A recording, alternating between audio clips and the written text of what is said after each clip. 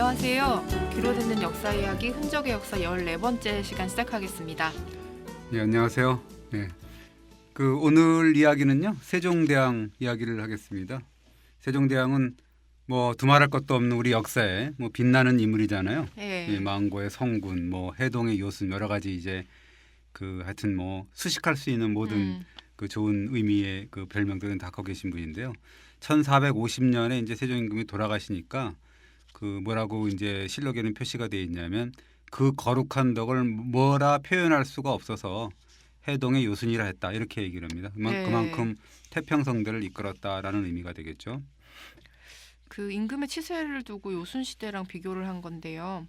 네. 임금이 요순의 칭호를 받으면 엄청 영광일 것 같은데. 네, 그렇죠. 요순 시대라는 게 우리 뭐 잘 알잖아요. 임금이 누군지도 몰라도 되는 뭐 시대. 그러니까 예를 들면 뭐 해뜨문이라고 해지문 그만두고 뭐 이런 시대고. 그래서 부른 배를 두드리고 그걸 이제 고복이라 그러잖아요. 네. 배를 두드린다 그래서 땅을 구르며 그걸 격양이라고 그러거든요. 네. 노래를 흥얼거렸다는 시대를 일컬었습니다. 그래서 고복 격양의 시대 이렇게 얘기를 하죠. 그럼 그런 시대의 지도자를 닮았다는 거니까 얼마나 큰 영광입니까? 사실 세종 이후의 신하들이 다 이런 말을 합니다. 뭐라 그러냐면 세종 임금을 닮으세요. 그도 아니면은 세종 임금을 닮으려 했던 성종 임금을 본받으세요. 이렇게 얘기를 하거든요. 명종실록에 나오는 얘기입니다. 어릴 때 생각하면 위인전에 항상 세종대왕을 먼저 봤던 생각이 나는데요. 네, 그렇습니다. 근데 이제 세종이 성군이라는 이야기는 우리가 다 아는 얘기잖아요. 예, 그렇죠. 해동의 요순이니 망고의 성군이 하는 얘기는 뭐 너무나 당연한 얘기니까 사실 뭐 여기서 이야기할 거리는 안 되죠. 우리 교과서에 다 배운 얘기이기 때문에. 네. 그럼 오늘 무슨 얘기를? 오늘은 조금 반전의 모습 한번 들춰볼 생각입니다. 계속 한 번씩 얘기해 주셨잖아요. 네, 그렇습니다. 세종을 한번 디스를 하시겠다는 건가요? 디스라기보다는 뭐 다른 면을 좀 보자는 거죠. 맨날 뭐 세종하면은 아까 얘기했던 성군 이런 이미지가 있는데 사실 우리가 역사를 읽을 때 보면 너무 읽고 싶은 것만 한쪽 면만 보게 되잖아요. 그건 아니죠. 그러니까 뭐 그 시대를 세종 시대를 예를 들자면 뭐 태평성대 뭐 이런 한마디로 규정할 수 있나? 뭐 이런 건 아니잖아요. 여러 측면이 있었고 또 다양한 백성의 목소리도 있었고 뭐 그러지 않았습니까? 그래서 그런 것들 다 양면 다면을 봐야 되는 거겠죠.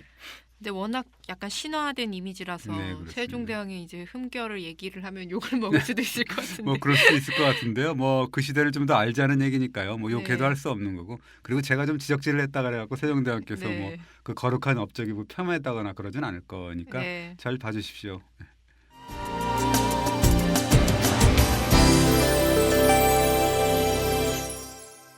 이제 그렇지만 백성을 사랑하는 세종대왕의 마음씨는 지극하셨잖아요. 그렇죠. 그러니까 백성을 긍휼히 여기는 뭐 세종의 애민 정신, 그건 사실은 필설로 다할 수가 없는 거죠. 좀 사례를 알려주세요. 예를 들자면 1427년의 일인데요. 뭐 이 집행전 관리라는데 권채라는 분의 부부, 그러니까 이제 여자 종을 학대를 했다 그럽니다. 뭐냐면 이제 허락도 받지 않고 자기 병든 할머니를 문병 갔다 하고 이제 들켜가지고 집에 가둬놓고. 구더기 섞인 뭐 똥과 오줌을 강제로 먹이고 뭐 그런 식으로 했다는 거면서 또 적발이 됐는데도 불구하고 이제 적반하장 그걸 뭐 책임 전가를 했다는 건데요. 태종이 그래서 장탄식을 했다 그럽니다. 저게 차별 없이 만물을 다스려야 되는 게 임금인데 어찌 양반과 천미를 구별하는 그런 사태가 됐느냐. 권채라는 인간은 기어코 처벌해야 된다 뭐 이렇게 엄명을 내렸다는데 세종은 늘 그랬다 그래요. 노비는 천민이지만 다 같이 하늘이 내린 백성이다. 어찌 멋대로 학대하고 죽이느냐 이렇게 하고 엄벌을 처하겠다 이런 식으로 울음장을 놨다 그러고 그러면서 이제 노비가 죄를 지었거나 말았거나 관에 알리지도 않고 구타하고 살해한 자는 법령에 따라서 처단할 거다 이렇게 천명을 했다 그럽니다. 신분사회였는데 대단한 것 같아요. 네, 그렇습니다. 또 죄수들의 인권까지 신경을 썼다면서요. 예, 이건 또 1443년의 일입니다. 세종이 올해는 여름이었나 봐요. 올해는 너무 더우니까 유배형 이하의 죄수들은 모두 방면하라 이런 명을 내립니다. 그리고 이제 사면 대상자가 아닌 죄수들이 혹시 이제 더위에 그 더위 때문에 감옥에서 이제 죽을까봐 굉장히 걱정된다 이렇게 하면서 병나지 않게 잘 돌봐주라 뭐 이런 명을 내립니다. 또 그뿐이 아니라면서요. 그 디테일한 명령을 보면 어떻게 보면 좀 감탄사가 나옵니다. 그 1448년에 명령을 내리시는데요. 뭐냐면 해마다 4월에서 8월까지는 냉수를 제공하라 이렇게 말씀을 하시고요. 그다음에 5월부터 7월 그도 10일까지라고 못 박아두는데 몸을 씻겨라. 그리고 매월 한 차례씩은 머리를 감겨라. 그리고 10월부터 정월까지는 감옥 안에 지푸를 두텁게 하라. 추우니까요. 그렇게 얘기를 했다 그러죠. 정말 세심한 것 같은데요. 네, 그렇습니다. 복역 중인 호라비와 과부들의 인권도 따로 신경을 썼었나요? 예, 그렇습니다. 그 감옥에 갇힌 죄수들 가운데 이제 호라비와 과부들도 있는데 그 어린 자식들이 있을 거 아니에요. 네. 그런 경우는 아이들이 이제 밖에서 추위에 굶주릴 수가 있고 죽을 수도 있으니까 네. 그 죄수의 친족들한테 특별히 명령을 해갖고 돌보라 이렇게 이제 명령을 내립니다. 그 만약에 친족이 없다 그러면 관가에서 보호하고 관리하라 뭐 이런 명령까지 내리게 되는 거죠. 명령으로만 끝난 건가요? 아닙니다. 사후에 이제 확인까지 했습니다. 잘 돌보고 있는지 서울에서는 사원부가 네. 지방에서는 관찰사, 그러니까 도지사죠. 네. 그 규찰을 좀 해서 제대로 되고 있는지를 한번 명을 명을 내렸다 그럽니다. 죄수들한테 휴가까지 줬다면서요? 요즘 치면 이제 뭐 귀위제도라고 뭐 네. 있잖아요. 유배 중인 죄수들 가운데 이제 늙은 부모들이 있는 자들 그 대상으로 해서 1년에 한 번씩 휴가를 줬다 그러고 만나봐라 이렇게 명을 내렸다 그러는데 그 특이한 거는 휴가 일수를 모두 네. 복역 일수에 이제 산입을 했다 뭐 이런 네. 얘기가 있습니다. 그 얼마나 세심한 배려인지요. 그렇게 생각을 하면 또 굉장히 또 성군이라고 볼 수가 있는 거죠. 네, 현대에 못지 않은 것 같은데요. 네. 관가에 소속된 여자 노비들한테도 출산 휴가를 늘려줬다고요. 예, 그건 또 1430년의 일인데 세종이 교지를 내리는데요. 예전에는 관가 노비들, 관노비라 그러죠. 출산 후에 휴가를 일주일을 줬다 그러는데요. 네. 이제부터는 100일을 더 줘라. 그러니까 출산 직전까지 일을 하다 보면 미처 집에 가기도 전에 이제 애를 낳는 경우가 있잖아요. 네. 급하게. 그런 경우는 산전 휴가를 더 주어라. 이런 식으로 얘기를 했다 그럽니다.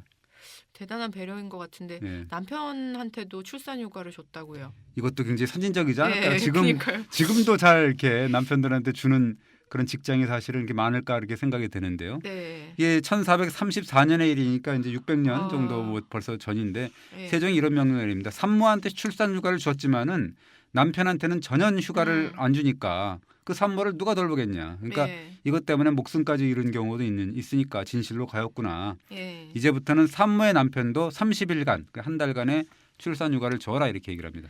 지금 우리가 3일이었다가 5일로 늘어났거든요. 그런가요? 근데 30일이라면 이게 네. 무슨 지금 시대보다 훨씬 앞선 네, 것 같은데 그렇습니다. 참으로 선진적이십니다. 그렇습니다. 노비한테도 출산 네. 휴가를 주고 남편한테도 줬으니까 네. 얼마나 참 그 선진적입니까? 그러니까 지금으로 와도 상상할 수 없는 그런 네. 진짜 앞서 나간 분이 아닌가 싶은데요. 어떻게 보면 애민 정신의 끝판왕 이렇게 얘기할 수가 있는 거죠. 근데 이렇게 훌륭한 성군이신데 어떤 반전의 이야기가 있는 건가요? 네, 있습니다. 저도 이 찾아보면서 이제 그 놀라는 경우가 있는데 1439년 세종실록을 보면 이런 흥미로운 대목이 나와요. 어떤 내용이에요? 이게 복역 중인 사형수가 190명에 이르자 임금이 뭐라고 말씀하시냐면 근래에 기근이 겹쳐서 도적이 난무하고 네. 다툼이 많아져서 사형수가 예전보다 배가 된다. 내가 부끄럽게 생각하고 깊이 반성한다 이렇게 얘기를 했습니다. 그러면서 임금이 뭐라 그러냐면은 고의 살인이 아니고 과실치사라거나 네. 정과 3범의 뭐 절도범 이런 애들의 그 이 형은 좀 감하면 어떻겠느냐 이렇게 네. 의정부에 물었죠. 그러니까 의정부에서 한번 판단해서 한번 나한테 네. 보고해봐라 이렇게 올리는데 그 법점을 한번 살펴보고 의논해라 이런 영을 내립니다. 임금이 얘기를 했을 때 의정부에서 어떻게 반응을 보였어요? 의정부라는 게 지금 보면 내각 뭐 이런 거 아니겠어요? 네. 그러니까 영의정 뭐 쭉 논의를 한 다음에 영의정, 황희, 우의정, 심계 뭐 이런 분들이 네. 아니되옵니다라고 반대를 하는데요. 이 뭐라 그러냐면 주자의 말을 인용을 합니다. 그 성리학을 집대성하신 분이잖아요. 주자가 네. 뭐라 그러냐면 형벌은 가벼워서는 안 된다. 그 주자는 뭐라 그러냐면 형벌이 가벼울수록 폐역하게 되고 장난하는 마음이 이제 자란다. 네. 만약에 이들이 다시 살아난다 그러면 사람들이 모두 범죄를 가볍게 여겨서 범법 행위가 날로 늘어날 것이다 이렇게 얘기를 하는 건데 그런 주제의 말을 인용을 하면서 이제 반대를 하게 되는 거죠. 근데 이제 세종 시대에 사형 집행을 기다리는 사형수가 190명이나 됐다는 게 잘 이해가 안 되네요. 예, 그렇습니다. 이게 세종 시대를 우리가 아까 얘기했지만 요순 시대라고 계속 얘기하는데 네. 그 사형수가 190명이라는 건 사실 요순 네. 시대하고는 거리가 멀잖아요. 그러니까요. 그 요임금 때는 뭐라 그랬냐면은 사기에 나오는 얘기인데 네. 한 사람만 죽이고 두 사람한테에게만 이제 형벌을 내렸는데도 천하가 잘 다스려졌다 이렇게 얘기를 하거든요. 그러니까 뭐라 그러냐면 또 위험은 엄격했지만 네. 사용하지 않고 형벌은 있었지만 쓰지 않은 게 이상적인 통치다 이렇게 얘기를 합니다.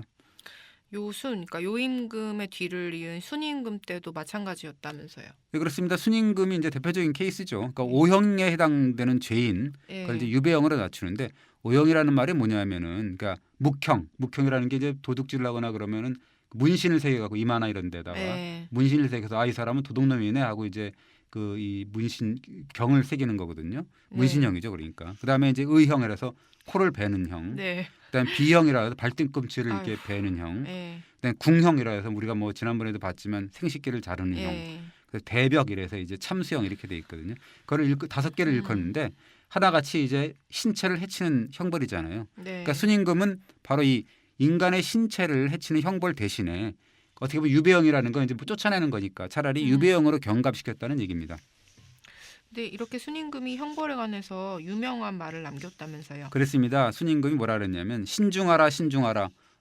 형벌은 신중히 해야 되느니라 이럽니다. 그걸 네. 뭐 한자로는 흠제, 유형지정제 이렇게 얘기를 합니다. 그 사기 오제분계도 나오고 뭐 나오는데 예. 이 흠음심서라고 들어보셨나요 혹시? 책이름. 책이름이잖아요. 네. 이게 옛날에 그 조선시대 후기 실학자죠. 정약용이 네. 바로 이 순임금의 이런 법정신을 살려가지고 형법서를 하나 냈는데요. 그것이 이제 흠흠신서입니다. 그 흠이라는 말이 바로 신중하라, 삼가라라는 뜻입니다. 그렇게 더 얘기를 들으니까 사형수가 190명이 됐다는 게 납득이 안 되는데. 세종실록 보면 또 뭐 재밌는 내용이 나오는데요. 뭐라 그러냐면 도둑이 창궐하고 있는 내용이에요. 그러니까 그 1435년 기록을 보면 서울 한복판에서 도둑을 맞는 집이 없는 날이 없고 이를 근심하고 한탄하는 소리가 거리 위에까지 들린다. 이제는 내탕고의 금작, 네. 그다음에 뭐 봉상시의 은찬까지도 털린다. 이런 내용이 있습니다. 내탕고는 뭐고 봉상시는 뭐예요? 내탕고는 뭐 우리가 얘기하잖아요. 그 왕실의 재산, 임금의 어떤 개인 재산 같은 거 그런 거를 관리하는 관청이고 봉상시는 제사, 네. 그 왕실의 제사를 관장하는 관청이잖아요. 그러니까 궁궐에 가장 깊숙한 곳에 있을 거 아닙니까? 예. 그런 두 곳이 털려가지고 금작이라는 건 뭐냐면 금으로 만든 술잔이고 은차는 제기거든요. 제사 네. 이제 기물이기 때문에 그런 것까지 훔쳐간다는 거니까 뭐 대단한 거죠. 얼마나 도둑들이 많았냐는 걸 알 수 있습니다. 근데 태평성대라는 세종시기에 왜 이렇게 도둑이 많은 건가요? 뭐라고 표현이 되냐면 이렇게 나와요. 인명을 해치고 물건을 훔치는 도둑들의 행태가 얼마나 나쁜지 네. 온 백성이 원망을 해서 도둑의 고기를 씹고자 해도 어쩔 줄 모르겠다. 이런 식으로 네. 나올 정도로 도둑이 창궐했다고 그럽니다. 심각했네요. 네. 근데 그러면 근절책을 마련을 했을 텐데요. 걱정이 이만저만 아니라는 게 이제 계속 나옵니다. 그러니까 도둑이 다 잡힌다 그래도 곤장 몇 대, 네. 그다음에 뭐 자자형 아까 얘기했던 뭐 경을 친다고 우리가 얘기하잖아. 네. 경을 칠 놈 뭐 이렇게 얘기를 하잖아요. 네. 욕하면서. 그렇게 해도 다시 이제 재범률이 엄청났다는 거죠. 근데 이제 재범, 삼범은 가중처벌이 됐을 텐데요. 그렇습니다. 그러니까 형법은 사실은 명나라 그 법 네. 대명률을 참고해서 이제 했거든요. 그러니까 보통 정과 3범 이상의 절도범은 교수형을 받아야 되는 게 이제 그 대명률에 나와 있습니다. 근데 이제 해마다 보통 보면 국가적인 경사가 있거나 아니면 기상이변으로 왜 가뭄, 네. 뭐 홍수 이런 게 많이 나면 이게 이 울분이 많은 사람들이 원망이 많은 사람들이 많아서 그렇다 해 갖고 사면령을 많이 내리거든요. 네. 그런 일이 있을 때마다 사면령을 내리니까 정과가 이제 말소가 되고 또 정과자는 그날로 또 다시 도둑질을 하게 되고 그러니까 재범, 3범, 10범까지 이제 이르게 되는 그런 상황에 이르게 되는 거죠. 그럼 또 대책을 세웠겠네요. 그렇습니다. 갖가지 대책이 나오는데요. 뭐 차마 죽이지는 못하고 그러니까 어떤 게 나오냐면 한쪽 발에 힘줄을 끊는 그 발뒤꿈치 힘줄을 끊는 단근형이라고 하는 형벌이 대책으로 나옵니다. 그러니까 팔다리를 자르는 것도 아니고 힘줄만 끊어가지고 도망가지 못하도록 한다는 거. 그거는 어떻게 보면 생업에도 지장이 안 주는 거죠. 그렇게 이제 하는 그런 형벌을 이제 생각하게 되는 거죠. 그럼 세종이 이 대책을 수용을 했어요. 그러니까 얼마나 다급했으면 그랬겠냐는 생각이 드는데요. 형벌안을 추인을 하게 됩니다. 근데 이런 대책이 나오면 또 절도 사건이 줄었을까요? 근데 이제 그랬으면 얼마나 좋을까 하는데요. 1년 뒤에 뭐라고 또 어떤 건의가 올라오냐면 당근형을 당했는데도 절도하는 자가 있으니까 다리 양쪽의 힘줄을 모두 끊으라라는 그런 건의가 올라옵니다. 세종도 이제 처음에 반대했지만 결국에는 어떤 결정을 내렸냐면 당근형을 받고도 다시 뛰거나 걷는 자의 힘줄을 다시 끊게 하는 법을 승인해 줍니다. 근데 그렇게 처벌을 강화해도 도둑 사건은 줄지 않았을 것 같은데요. 그렇습니다. 이 처벌은 뭐 더욱 심한 처벌을 낳게 되고 계속 악순환이 계속되잖아요. 그러니까 뒤꿈치 힘줄이 끊긴 전과자 다시 이제 도둑질하는 사례가 느니까 이번에는 또 왼발의 전근이라 그래서 그 왼다리 앞부분 복사뼈 힘줄까지 끊는 형벌까지 등장을 하게 됩니다. 세종 때뿐 아니라 세조, 성종 때도 마찬가지였다면서요. 예, 특히 이제 성종 때는 우리가 때강도라 그러지 않습니까? 3명 이상의 강도를 저질렀을 때 그 경우 이제 주범 같은 경우 교수형에 처하면서 그 종범 따라다니는 그런 애들은 이제 네. 단근, 그다음에 아까 얘기했던 자자형 뭐 이렇게 받았다 그럽니다. 이런 것들은 이제 순임금의 법정신하고 다른 것 같은데. 그렇죠. 아까도 얘기했지만 이제 사기에 뭐라고 나오냐면 이렇게 나옵니다. 법망이 촘촘할수록 백성들의 간교함은 더욱 악랄해진다 이렇게 얘기합니다. 그러니까 그걸 뭐라고 표현하냐면 네. 불은 그대로 두고 끓는 물만 식히려 했기 때문이다라는 말을 하죠. 그러니까 따라서 이제 법망은 어떻게 하냐면 배를 집어삼킬 만한 큰 고기도 빠져나갈 수 있을 정도로 너그러워야 된다 이렇게 사기에 나와 있습니다. 그렇다면 이제 세종시대도 그런 예가 아닐까 싶은데요. 맞습니다. 공자님도 그런 말을 했는데요. 가혹한 형벌로 다스릴 때 백성들은 무슨 일을 저질러도 부끄러워하지 않는다. 네. 오직 도덕으로 이끌고 예로 다스릴 때 백성들은 비로소 그 부끄러움을 알고 바른 길로 간다. 이런 말을 했거든요. 그러니까 어떻게 보면 세종도 사마천 사기 거기서 말한 불은 그대로 두고 끓는 물만 식히려 한 네. 그거를 우리가 구화양비라 그럽니다. 구화양비한 건 아닐까 이런 생각이 드는데 네. 근본적인 문제는 해결하지 않고 대증요법으로 도적죄를 뭐 없애려 한 거 그런 게 아닐까 싶은 생각이 듭니다.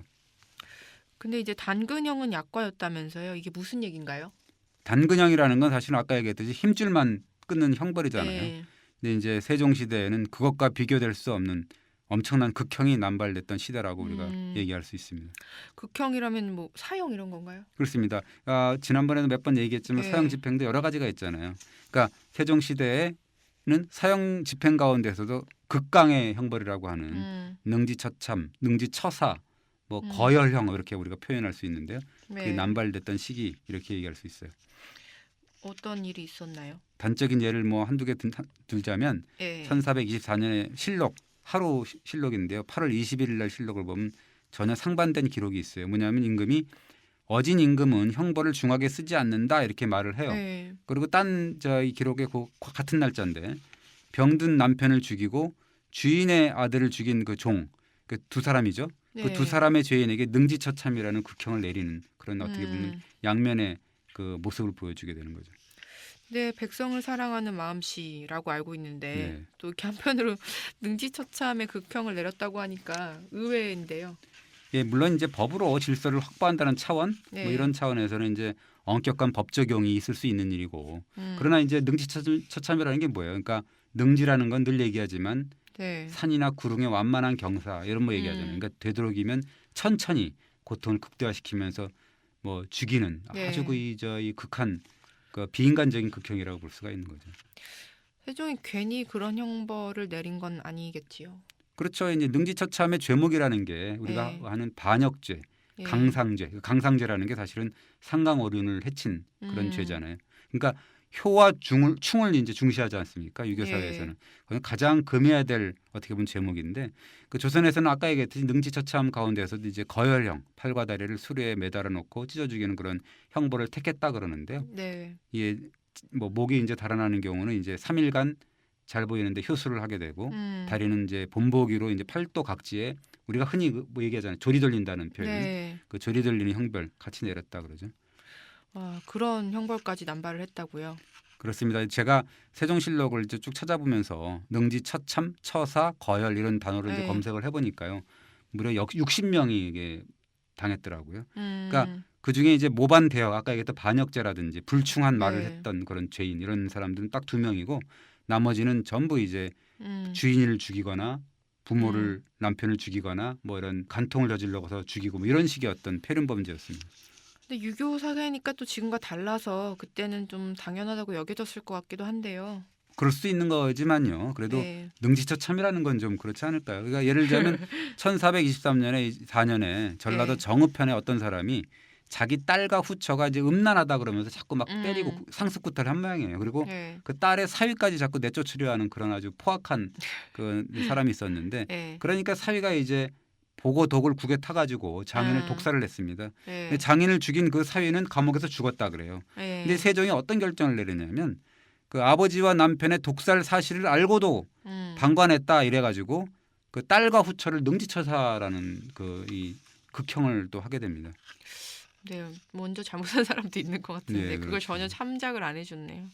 근데 이 능지처참 드라마에서 많이 봤는데 워낙 끔찍하게 그려져가지고 그런 것만 봐도 정말 심하다는 생각이 듭니다. 그렇죠. 이게 그 죄를 저질른 것도 아니고 네. 방관했다는 죄로 능지처참했다는 건 좀 심하지 않을까 싶어요. 아무리 뭐 성군이라 그래도요. 네. 또 고문을 가해가지고 자백을 받은 다음에 능지처참을 했다고요. 이제 1430년의 일인데요. 이런 일이 있었습니다. 내연남과 짜고 본 남편을 죽인 혐의로 이제 원비라는 여인이 잡혔어요. 네. 근데 세종실록을 보면 그 기록에 이제 어떤 묘한 사족을 달아놨는데 사관이 뭐라고 달아놨냐면 네. 국문 때 그러니까 그 수사 조사 때죠. 네. 그 원비에게 매질을 17차례, 그다음에 압수를 5차례나 했는데도 자백하지 않았다. 네. 그런데 이때는 이상하게 장형도 실시하지 않고, 그러니까 곤장도 때리지 않고 매질을 안 했는데도 자백을 했다는 거죠. 네. 그래서 사람들이 그때 당시에 아 이게 허위 자백이 아닌가라고 의심을 했다. 이런 기록이 나옵니다. 근데 압술이 뭐예요? 압슬이라는 거는 무릎에 이제 자갈을 깔고 네. 널판을 거기다 올려놓은 다음에 사람이 거기 위에 올라가 갖고 이제 고문관이죠. 그 올라가 짓밟는 고문입니다.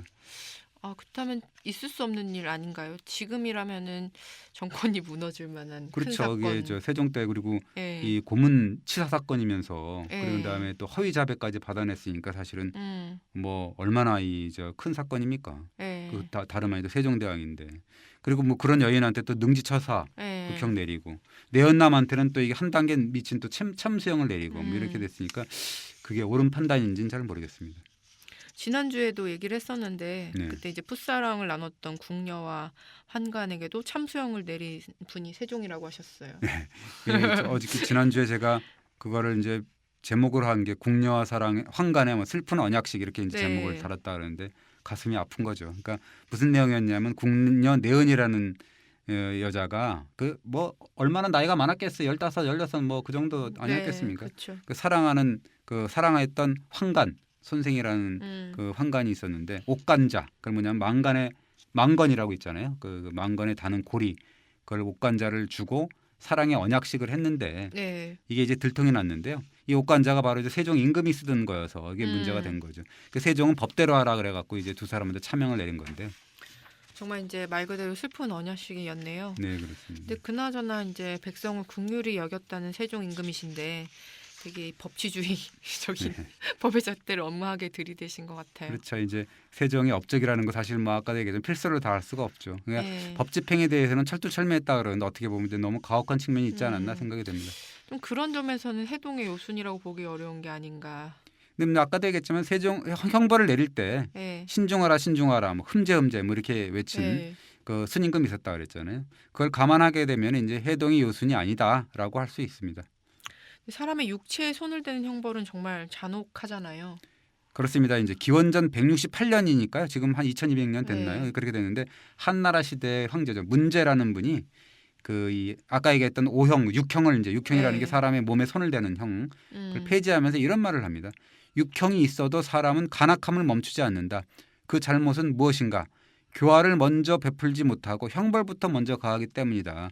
그러니까 형벌이라는 거는 사지를 잘라버리고 피부와 근육을 도려내고 죽을 때까지 고통을 그치지 않게 하니까 얼마나 아프고 얼마나 괴롭고 얼마나 부족한 것이냐. 네. 그러면서 이제 육형을 폐지하게 되는 건데요. 근데 또 나라를 다스리는데 뭐 도덕으로만 다스릴 수는 없는 것 같아요. 뭐 아까 얘기했던 공자님도요. 그 형벌 대신에 도덕으로 다스리라 이렇게 누누이 강조를 하잖아요. 네. 그러면서 이제 은나라, 그러니까 상나라의 법도에 이런 표현이 있다.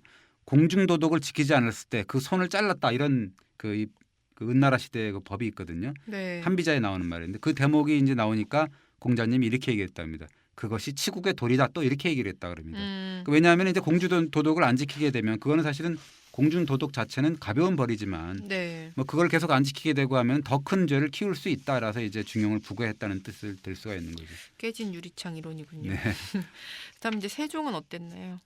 평가를 어떻게 네. 할 수가 있는지 사실 망설여지는데요. 사실 세종이 당근법을 시행하면서 참조한 것이 아까 얘기했듯이 이제 성리학을 집대성한 주자의 네. 말이었죠. 아까 얘기했듯이 강도, 절도, 범 같은 무리는 궁형이나 비형 이렇게 다스려도 된다. 왜냐하면 그 몸의 일부분을 해하는 것이지만 네. 생명 보존된다는 게 시에 맞다 이렇게 얘기를 말씀하시거든요.